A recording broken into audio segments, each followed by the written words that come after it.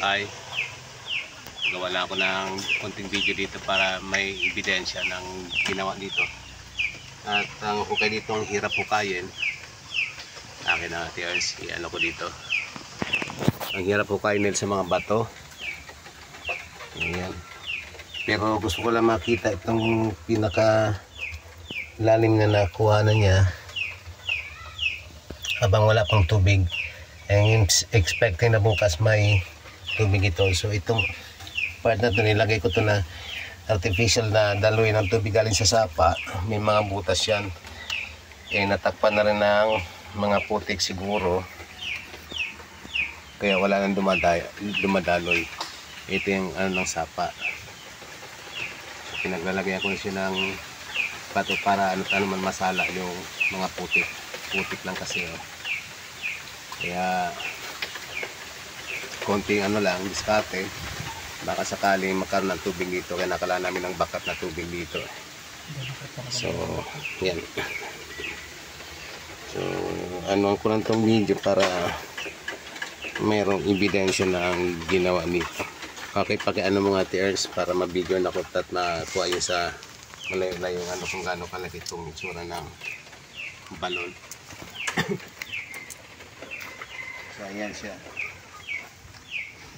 Ang babaw kasi nga ang daming bato. Pero itong ano, pututo siya lalim nito, malalim na siya. Oh. Kung wala lang mga bato, talagang malalim na siya.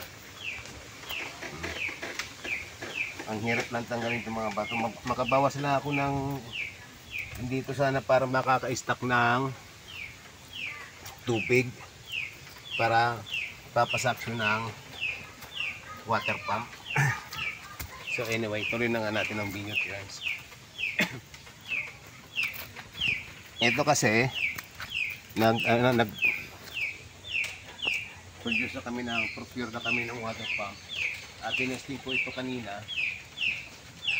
Ito medyo may diferensya na yung root valve. Ito yung nakalagay doon. Pero ang nasaksyon kanina ay puro putik. And mabilis na ubos yung tubig. Ayan. So ano muna natin yung water pump doon. Yung natatakpan na yun, yung water pump, nilagay ko ng takip kasi nga ano, para naman di mabasa. May temporary na takip. Ayan. So, yun lang para backup namin ng tubig if ever na mawala ng tubig na galing doon sa taas. Okay. Kaya medyo busy, super busy sa araw na to. Malaki-laking trabaho at madumi masyado. And may singit na rin namin itong ano, itong hukay na to na dati pang hinukay noon. Dati may tubig ito pero nung dumating na summer naubos na ng tubig. So wala talaga, kaya makita mo yung tapat dito, kaya ano nga tiyan siya papunta doon. Yun, yung galing na sa sapa mismo, sa tapat na mismo na sapa. Hopefully baka makahirit na kami ng tubig. Ito sana, sa boundary sana talaga noong daan, hindi talaga pumwede. Pero itong gagawin namin fish pond. Fish pond project yan. So, ayun. Walang sayang dyan, walang sayang na hukay. Lahat yan may purpose. Baka maghukay pa kami ng isa pa doon sa taas either storage ng tubig o another fish pond, whatever. So yun, ito mga buhay namin ito sa ano, kinakailangan mga backup para sa ano, maging independent kami, isolated and sustainable. Yun ang mga style dito. Pakipasadaan mga tayo sa mga tanim dyan. Ayan, ang dami na mga tumutubo na kasi at nagkalat na rin yung mga sisiw na dating binatilyo na. Alright, so yun lang. Nagpa-video lang ako saglit kasi kapapatay lang yung mga nagpapatugtog. Mahirap mag-video na, ang daming patugtog na unwanted na mga tugtog na ikakapalit lang na hindi naman dapat kailangan. Okay, so yun lang at maraming salamat. Okay, update lang yun. Alright. Kuha na ko ng video itong hinukay ko kanina. Napalaki ng konti yung butas at sana bukas malakihan ko pa. Nakakatubig na siya at may napasyal kagad ng mga palaka tumala na yung isa, and meron pang isa dito na sa unahan. Ayan na. Happy ayos kayo bawal kayo dyan pag gagawin namin inumin yan.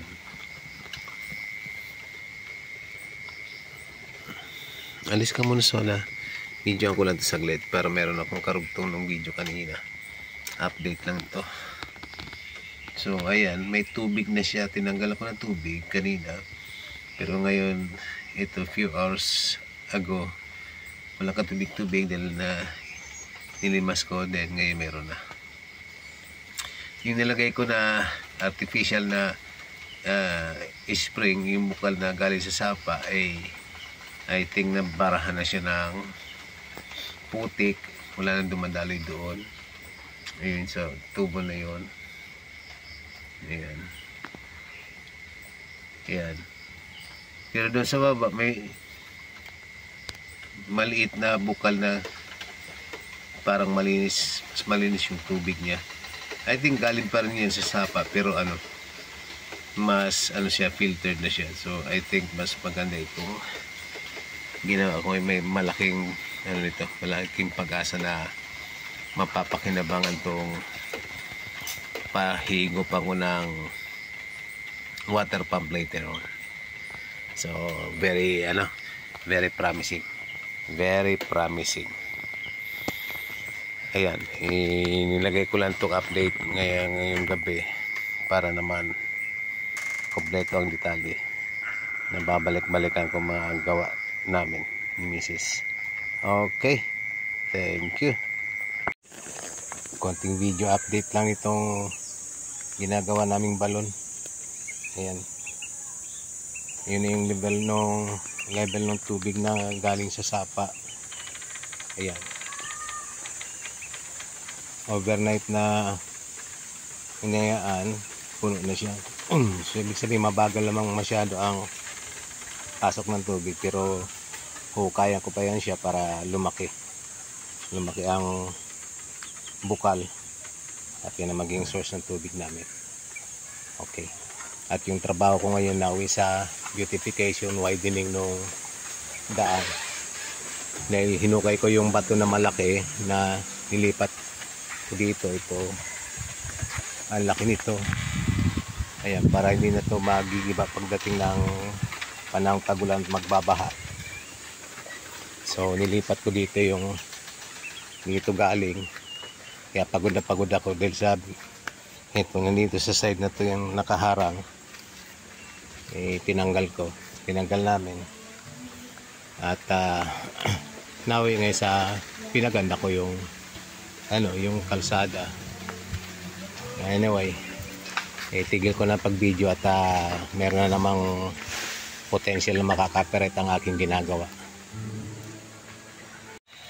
So pinapandar ko ngayon itong water pump at ayun siya. Hindi yata makita dito yung binuksan ko doon na gripo. Ayun, hindi makita, so buksan ko na lang ito. So ilang ay naparaan to dahil sa puti, kaya ang hina ng labas. At ang gusto ko lang i-point out, itong pinapasip-sip ko dito sa baba, yan, babawasin tubig at marami-rami na rin yung stock at di na siya maubos kagad. So sa ngayon pa lang pwede na sa pangkonsumo sa bahay, pero tingin ko mapaparami ko pang tubig dito, source ng tubig. So yan, update lang ako. Hindi ako pwede magtagal ng video dahil sa may kumakanta kasi. Alam mo niyang issue sa YouTube lagi, copyright. So ayan lang. So pinapawas ko lang yung tubig doon. Ayun.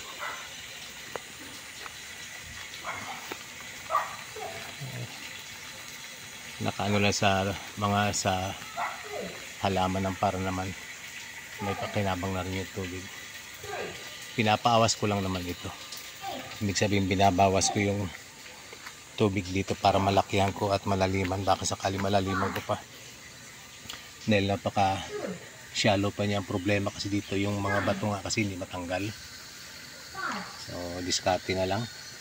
Kung hindi malaliman eh lalakyan ko na lang, obligadong lakyan yung ano, itong balon na to. So ayan, update lang ito. Pigil ko na muna.